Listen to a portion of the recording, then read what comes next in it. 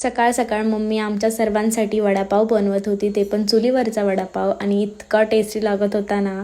आणि क्रिशा तिच्या माऊसोबत तिच्या आईसोबत मस्त झोगा खेळत बसलेली. नंतर हे बघा,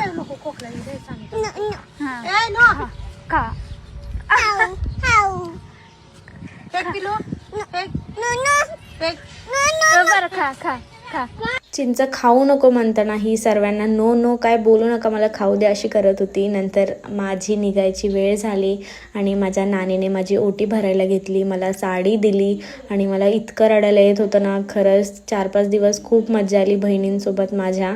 मला इतका जीव लावला ना ह्यांनी. आणि मी पोचले माझ्या नंदेच्या घरी. ही माझी ननंदे 2nd नंबर. आणि भोलू आणि श्रावणी इतके जास्त खुश झाले क्रिशाला बघून, आणि क्रिशा पण ह्यांना बघून इतकी खुश झाली की आले आले मस्ती करायला लागली. आणि तिच्या आतून तिच्यासाठी शाई जमा करून ठेवलेली तूपसाठी. नंतर भोलू आणि क्रिशाची नॉनस्टॉप मस्ती चालू होती. दुसऱ्या दिवशी मार्गशीर्ष महिन्यातला दुसरा गुरुवार होता आणि आमचा सर्वांचा उपवास होता. पूजा वगैरे केली आणि आम्ही तिघी बसलो भगर खायला. चला भेटूया उद्याच्या